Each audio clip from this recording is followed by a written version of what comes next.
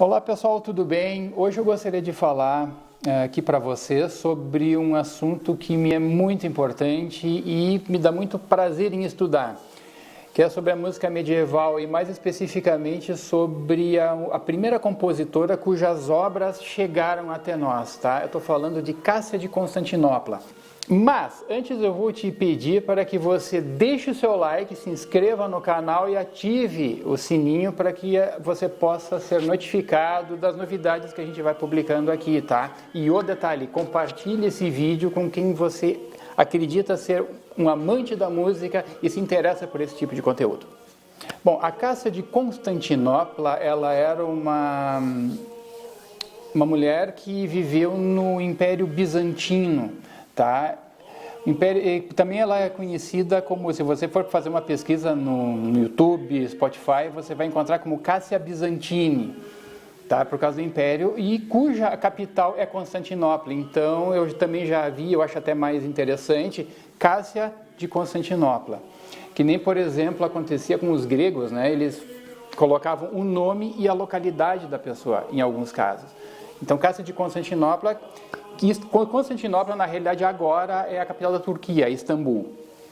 Então, falando sobre a música bizantina, ela se caracterizava por ser a música litúrgica do Império Romano da parte Oriente, na época da fundação de Constantinopla.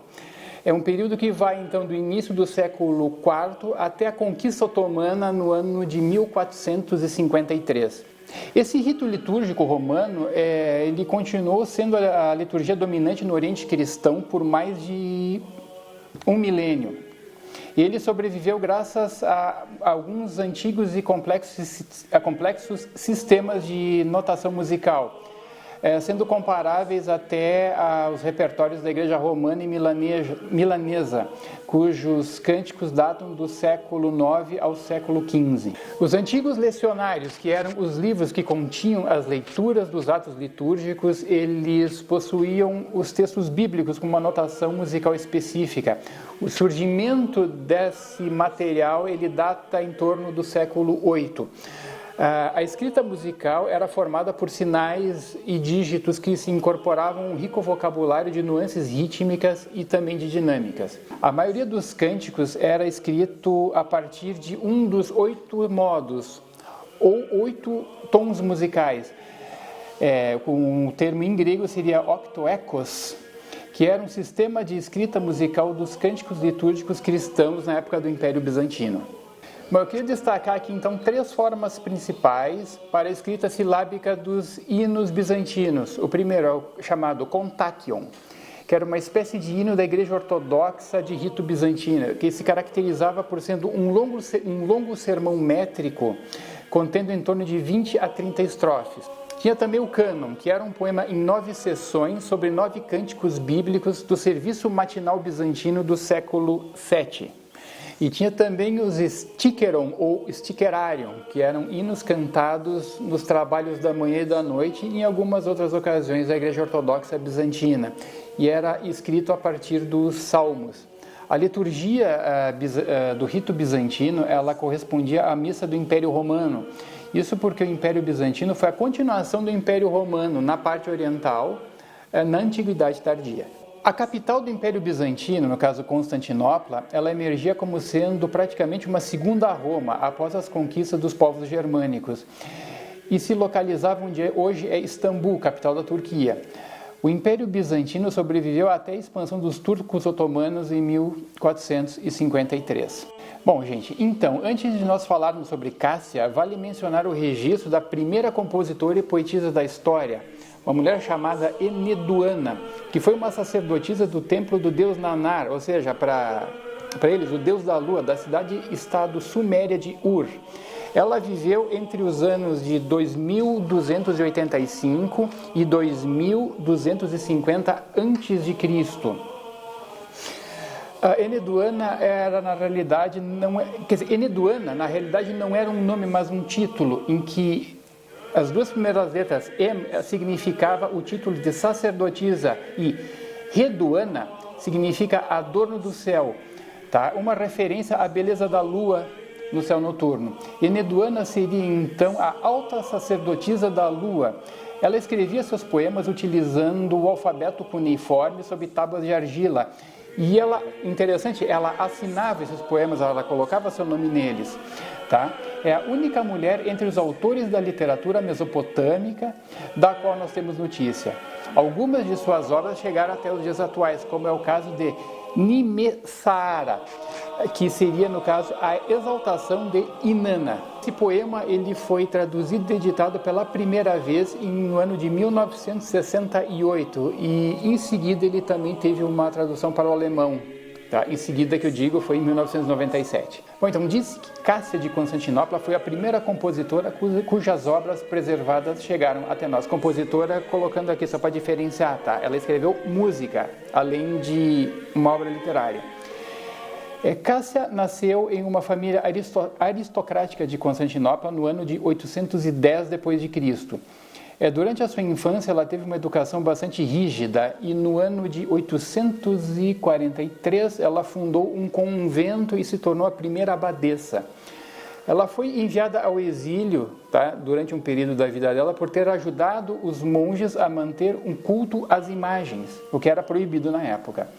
Conta-se também que Cássia era uma mulher de grande beleza, tendo sido uma candidata à esposa do imperador Teófilo no ano de 830, mas ela foi excluída desse rol de possíveis candidatas. Conta a história de que Teófilo ele sempre foi apaixonado por Cássia e um pouco antes da sua morte pediu para ver a compositora, né? O imperador então ele se dirigiu ao monastério para o encontro de Cássia, que naquele momento ela estava escrevendo um hino que deixou incompleto sobre a mesa e se escondeu para não ser encontrada pelo imperador. Bom, Teófilo então entra no convento, procura por Cássia e não encontrando, aí ele se dá conta do orgulho dele na época em que Cássia foi considerada como uma candidata à sua esposa, que acabou sendo rechaçada por não se sabe qual motivo. Então, o seguinte, isso rechaçou a possibilidade de uma união com ela. Conta a história que Teófilo encontrou sobre a mesa o hino que Cássia estava compondo. E, bastante emocionado com a leitura do escrito, ele se sentou à mesa e finalizou o hino. Bom, quando o imperador ele estava saindo do monastério, ele percebeu que Cássia estava escondida atrás de uma porta. Ele viu ela, ele teria visto ela, mas ele resolveu ir embora mesmo assim. E aí, quando Cássia retorna à sala onde ela estava escrevendo um poema, ela vai retomar seu trabalho, ela leu o que o imperador escreveu, tá? E se emociona e chora profundamente. Cássia sempre viveu um conflito entre o seu coração e a sua vocação, que pendiam para direções opostas. Ao mesmo tempo que ela era apaixonada por Teófilo, nutria um sentimento religioso muito forte. Uma possível solução para esse conflito foi a tentativa de tirar esse sentimento pelo imperador de sua mente, para que isso não destruísse o seu sentimento religioso. De uma certa forma, até me parece que ela tentou sublimar isso, tá? Colocando no lugar desse sentimento pelo imperador algo assim de caráter produtivo.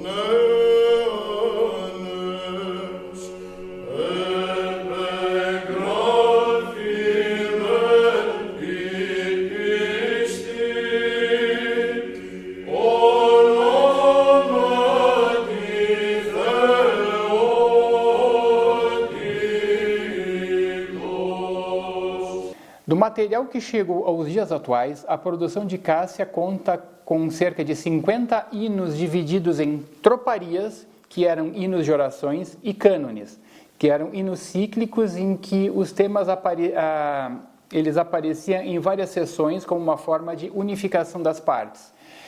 Temos também cerca de 261 epigramas, que são poesias com um leve teor satírico. Uma das suas obras mais famosas é o que foi chamado depois o Hino de Cassiane, como é conhecido. Ele é cantado na Semana Santa, na quarta-feira de Trevas, segundo o rito cristão oriental, e na quinta-feira santa, segundo o rito cristão ocidental. Então, eu acho que um breve relato do que foi a vida dessa compositora magnífica. É muito difícil a gente conseguir explorar na sua totalidade a vida de um compositor, tá? Então, a gente faz algum recorte, apresenta aqui para vocês, e o máximo que nós podemos fazer é fomentar o gosto por essa pesquisa. Eu quero deixar aqui na descrição do vídeo um link do Spotify, onde a gente encontra várias gravações da obra de Cássia, inclusive o hino de Cassiane eu vou deixar. Aí depois, claro, vai sendo sugerido outras obras dela e aí a pessoa pode ouvir à vontade. É bastante farto o material que nós temos dela. Bom, pessoal, então, quero agradecer a todos vocês por terem estado conosco até aqui e nos aguardem para mais novidades. Obrigado e até a próxima.